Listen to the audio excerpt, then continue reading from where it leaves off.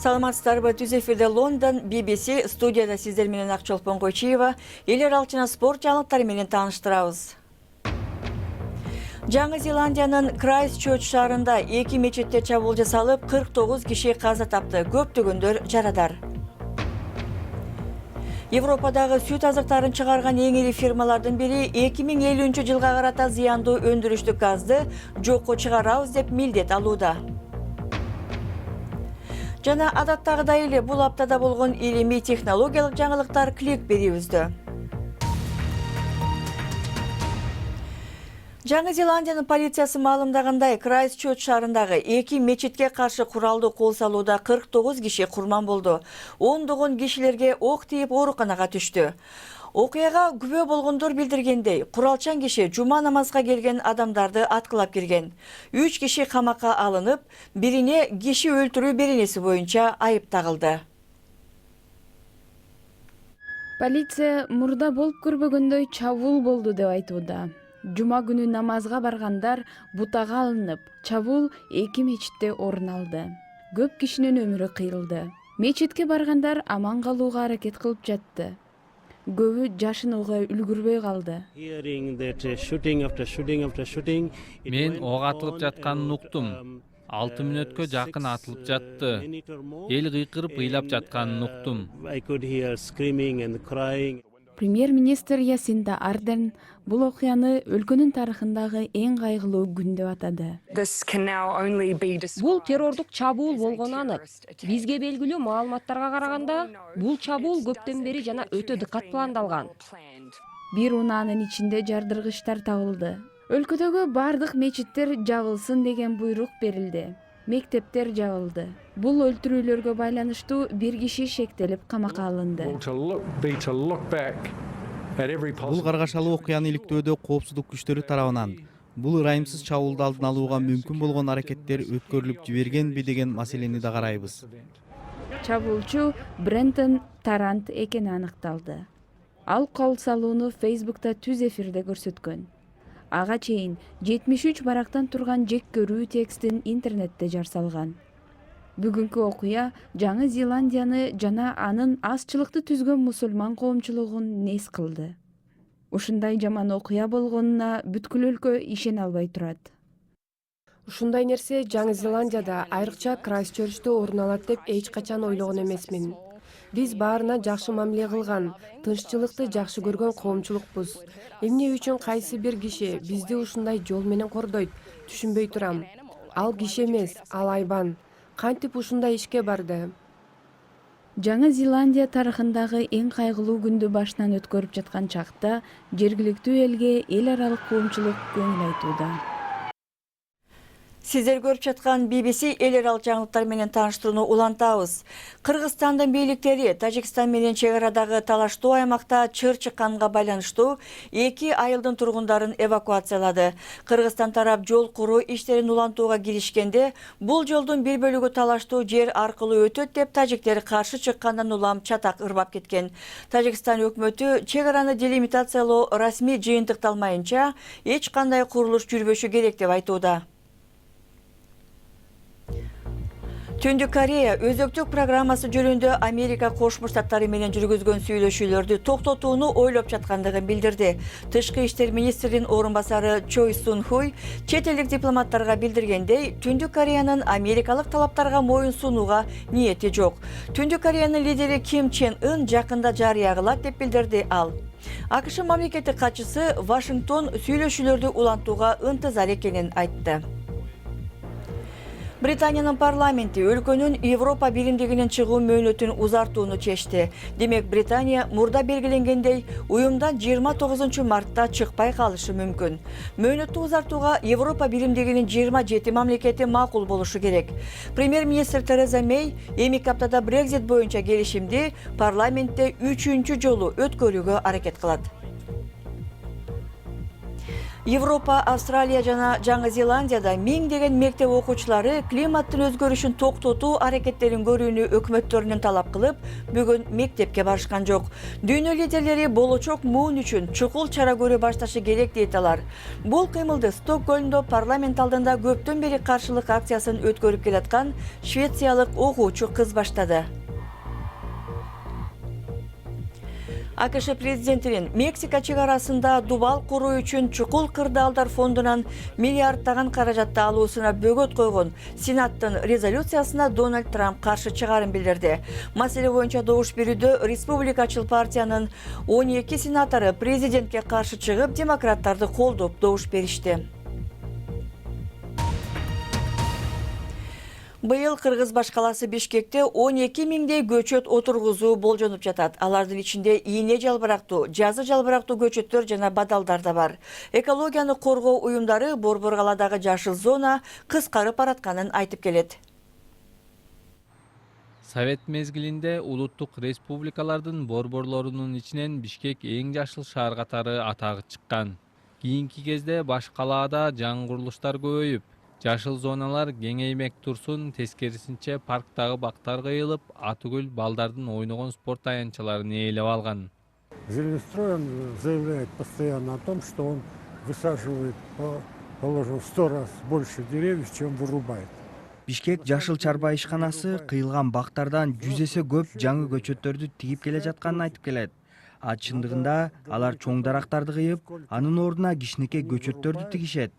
Алар кыйылган бактардын санын эмес, башкача айтканда бухгалтердик эсеп менен эмес, ошол бактардын шаардыктарга канчалаган абаны тазалап бергендигин эсептеп айтышы керек да.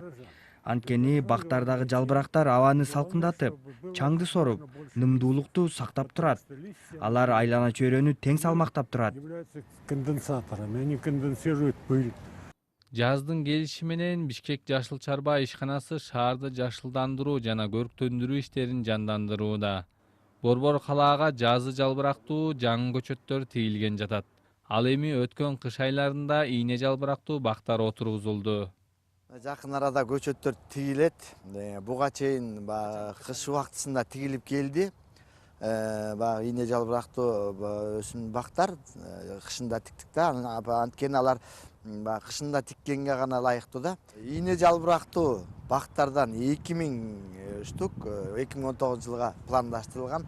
10 миңдин тегерегиндеги жазы жалбырактуу бактар 2019 жылдын ошо жазкы күзгү маалыда 2 этап менен. Жазында күн жылып кетип үлгүрбөй калсак, күзүндө тигебиз да. Ошо 2 этап менен 2019 жылы 10 миң тегерегинде бактар тигилет. Анан бир Бишкек шаарынын ичинде эле андан тышкары дагы бадалдар бар. Жана кустардики деп коебуз го. Ошо бадалдар тигилет, бир 500-600 Каражат сарпталып, жашыл көчөттөр тигилгенде аларды багып өстүрүш керек. Былтыр Бишкек шаарына чет өлкөдөн баасы 9 миң сомдон болгон көчөттөр сатып алынганы коомчулукта нааразылык жараткан. Ошол көчөттөрдүн айрымдары куурап калган эле. Бул жылы Бишкек жашыл чарба ишканасы чет өлкөдөн эч кандай көчөт сатып албай тургандыгын билдирди. Европадагы сүт азыктарын чыгаруучу эң ири кооператив Arla Foods 2050 жылга карата өндүрүштү эч кандай көмүр кычкыл газ чыгарбагыдай негизге коебуз деп жарыялады. Климаттын жылууланышынан улам азык өндүрүүнү кайра толукталуучу ыкмага өткөрүү боюнча бул жана башка өндүрүштөр катуу кысымга алынып келет. Сүт азыктарын өндүрүүдө көп өлчөмдө газ бөлүнүп чыккандыктан аба жылып, климаттын өзгөрүүсүнө өз таасирин тийгизет. Уй жемин сиңирип жатканда метан газын бөлүп чыгарат. Сүт азыктарын идиштерге куюп, аны ташууда колдонулган транспорттарда көмүр газын чыгарат. Бирок учурда аталган тармак бул маселеге көңүл бура баштады. Экологдор сүт азыктарын өндүргөн тармакты климаттын өзгөрүүсүнө өз таасирин тийгизип жатат деп көптөн бери сындап келишет. Эми Европанын сүт азыктарын өндүрүүчү эң ири компания ага карата чара көрө баштады. Керри 2050 жылга чейин көмүр кычкыл газынын көлөмүн азайтуу үчүн Arla фермасына көмөк көрсөтө баштаган. Ал фермага эффективдүү, экологияга аз зыян келтирген технологияларды орнотту. Бул сүт сааган аппарат аз энергия сарптайт. Жана анын уйлары жылына бир жолу туйт. Бул биздин башкы максат. Баарыбыз чогуу иш алып барабыз. Арла сүт азыктарын өндүргөн компаниянын Британияда 2000дей мүчөсү бар. Алардын баары өз салымын кошсо чоң жылыш болот. Окумуштуулар эгер сүт азыктарын өндүргөн ири компаниялар чыгарган зыяндуу газдын көлөмүн кошуп санаганда, жалпы бөлүнүп чыккан газдын көлөмү жаңы чекке жетиши мүмкүн деп айтууда. Буюмдарды аярлап көтөрө алган робот, аял эркек экени билинбеген үн, айтор технология дүйнөсүндөгү соңку жаңылыктар клик берүүбүздө.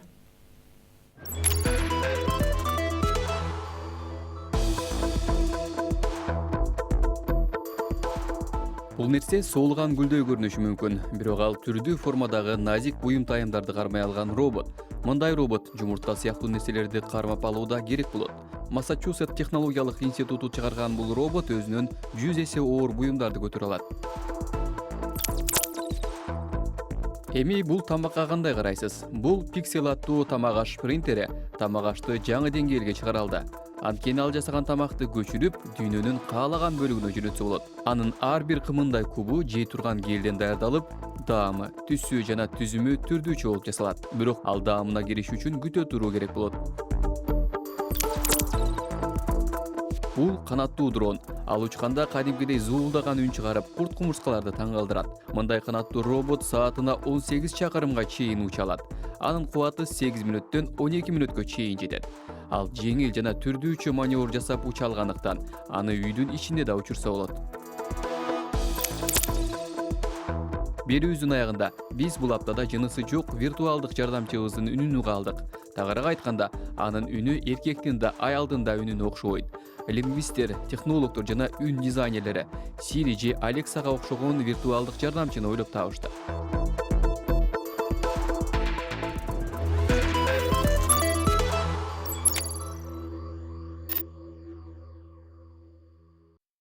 Эми спорт жаңылыктарына кайрылабыз. Европа лигасында Челси Европа оюндарындагы экинчи ири жеңишине жетти. Челси 5-0 эсеби менен Динамо Киевти утуп алды. Арсенал 3-0 менен Рен клубун утуп чыгып, алардын жалпы упайы учурда 4-3 түздү. Арсеналдагы кубокту жеңүүгө үмүттөнүүдө. Формула 1-дин жаңы сезону Австралия ачык чемпионаты менен башталууда. Мерседестин айдоочусу Луис Хамилтон Ферраринин айдоочусу Себастьян Веттелден 0,038 секундага тезирээк келип, машыгууда биринчи болуп финишке жетти. Бирок Италиянын командасы машыгууларда атайын стратегия катары жайыраак айдап жатат деген имиштер айтылууда. Сезондун башында италиялык тараптын унаасы тезирээк жүрүп жаткан эле. Чемпиондар лигасында бүгүн чейрек финал оюндарында кайсы командалар ойнору аныкталды. Англис премьер лигасындагы эки команда Манчестер Сити менен Тоттенхэм бири-бири менен беттешет. Манчестер Юнайтед менен Барселона, Ливерпуль менен Порто таймаша турган болду. Ажакс болсо Ювентус менен белдешет. Манчестер Сити менен Манчестер Юнайтед бир эле учурда өз талаасында ойной албагандыктан Юнайтед менен Барселонанын оюну Олд Траффорд стадионунда өтмөкчү. Теннис боюнча учурда дүйнөдө 8-орунда турган Анжелика Кербер индиялык Уэльс таймашында Винис Уильямсты утуп жарым финалга чыкты. 31 жаштагы германиялык теннисчи 90 мүнөт ичинде жеңип, 3-чү рет жарым финалга чыгууда. Эркектер арасында өткөн жалгыз беттеште франциялык Гаэль Монфилс Ахиллестин жаратынан улам чейрек финалда Доминик Тимге каршы оюнда утулуп калган. Австралиялык Тим эми ишемби күнү өтчү жарым финалда Милош Раонич менен күч сынашат.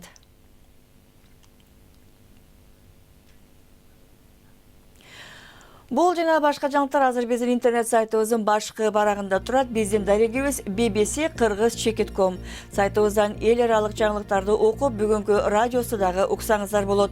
BBC жаңылыктарын Facebook, Twitter жана YouTube'дан дагы таба аласыздар. Ал үчүн бизди BBC Кыргыз деген ат боюнча издеңиз. Биздин бул даректерибизге блог, макала жазып, сүрөт, тасма салып турсаңыз, биз аларды окурман, көрөрмандарыбыз менен бөлүшүп турмакчыбыз. Программабызды ушуну менен жыйынтыктайбыз. Аны алып барган Акчолпон Койчиева. Эфирде кайра жолукканча саламатта болуңуздар. Дем алыш күндөр көңүлдүү өтсүн.